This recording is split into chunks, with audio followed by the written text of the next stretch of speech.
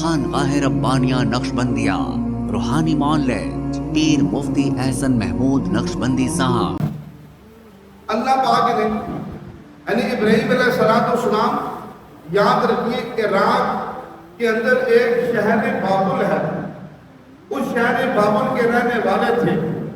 جب دیکھا کہ لوگوں کے مشرکانہ عقائد بہت بڑھ گئے، سمجھانے کے باوجود نہیں سمجھ رہے، تو حضرت ابراہیم علیہ السلام نے ہجرت کا ارادہ فرما لیا کہ میں اس شہر کو چھوڑ کر کے یعنی عراق کو چھوڑ کر کے میں کسی اور شہر میں جاتا ہوں۔ شام کا ارادہ فرما لیا۔ حضرت ابراہیم علیہ السلام شہر بابل سے نکلتے ہیں۔ جب شام کی طرف آ رہے تھے، راستے میں مصر آیا۔ مصر جب پہنچے تو فرعون مصر نے آپ کی اہلیہ کے ساتھ جب غلط ارادہ کرنے کا ارادہ کیا، اللہ نے اسے ذلیل و رسوا کر دیا۔ اس پر فرعون مصر نے معافی کے طور پر ایک خاتون جن کا نام ہاجرہ علیہ السلام تھا، وہ ان کو ہدیے میں پیش کر دی۔ حضرت سارہ نے وہ ہاجرہ کا نکاح ابراہیم علیہ السلام سے کر دیا۔ پھر حضرت ابراہیم علیہ السلام کا اس خاتون سے حضرت ہاجرہ علیہ السلام سے ایک بیٹا پیدا ہوا جس کا نام اسماعیل تھا۔ جیسے پیدا ہوا کچھ دن کے بعد حکم ربانی ہوا، اے ابراہیم اس بیٹے کو اور بیوی کو اس جگہ لے جائیے جہاں ہم نے بیت اللہ کی تعمیر آپ سے کروانی ہے۔ چنانچہ وہاں سے مصر شام سے چلے۔ حضرت ابراہیم علیہ السلام ایک مہینے کی مسافت طے کر کے، ایک مہینے کا سفر کر کے ابراہیم علیہ السلام پہنچے اس مقام پر جہاں بیت اللہ بننا تھا۔ قرآن نے اس کو تعبیر کیا وادی غیر ذی زرع۔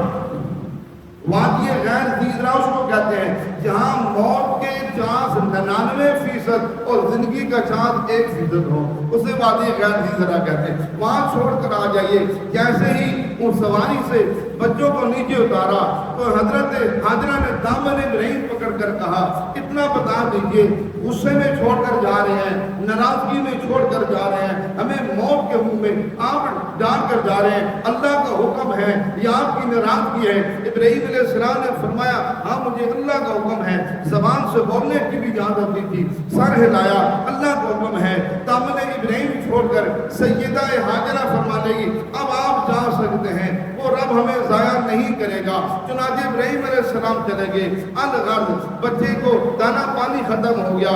ہاجرہ کبھی صفا پہ کبھی مروہ پہ کبھی صفا پہ ایسے چکر لگاتے لگاتے 7ویں چکر پہ آواز آئی، دیکھا کہ حضرت جبرائیل علیہ السلام نے اپنا پر مارا تو زمزم کا چشمہ جاری ہو گیا، وہ پانی پیا۔ الغرض جب بیٹا جوان ہو گیا، شادی ہو گئی، اللہ نے حکم دیا جائیے ابراہیم اب جا کر میرا گھر تعمیر کرے۔ حضرت ابراہیم علیہ السلام پہنچتے ہیں، بیٹے اس کو کہا بیٹا اب تیار ہو جاؤ، ہم نے اللہ کا گھر تیار کرنا ہے۔ بیٹے نے کہا ابا جان میں تیار ہوں، جو حکم ہوگا میں اس کے لیے تیار ہوں۔ چنانچہ حضرت ابراہیم علیہ السلام نے بیٹے کے ساتھ مل کر کے اب بیت اللہ شریف کی تعمیر کرنا شروع کر دی۔ دونوں باپ بیٹے نے مل کر کے بیت اللہ کی بنیادیں بنائی، پھر پتھر لا کر کے اس کی تعمیر شروع کر دی۔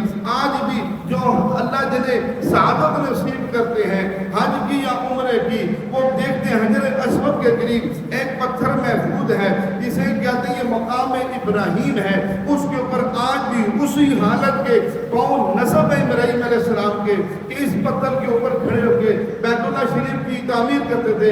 اوپر جانا ہوتا تو پتھر اوپر چلا جاتا، پتھر اٹھانے کے لیے آگے جانا تھی، پتھر چل کر آگے چل پڑتا، نیچے آنا تھا پتھر نیچے، ایسے ہی چلتا پتھر آپ کے ساتھ۔ اللہ نے آج تک اس پتھر کو محفوظ کر کے رکھا ہوا ہے۔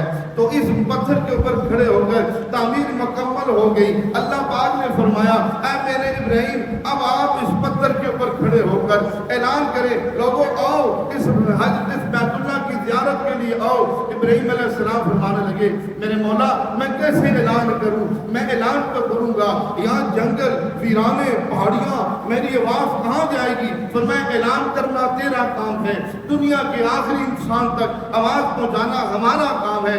اس پتھر کے اوپر کھڑے ہو کر ابراہیم علیہ السلام اعلان کرتے ہیں اے لوگو اللہ نے اپنا گھر بنایا، آؤ اس کی زیارت کے لیے۔ کتابوں میں آتا ہے معجزاتی طور پر اللہ نے یہ آواز دنیا کے آخری انسان تک پہنچا دی۔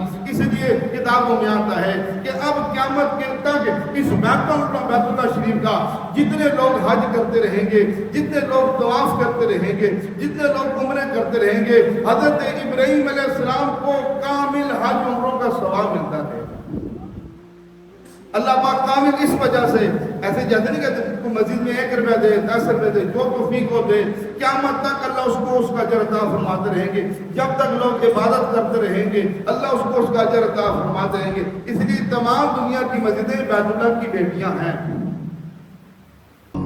ہمارے ہاں جادو، جنات، بندش اور نظر بد کا شافی علاج قرآن و سنت کی روشنی میں کیا جاتا ہے۔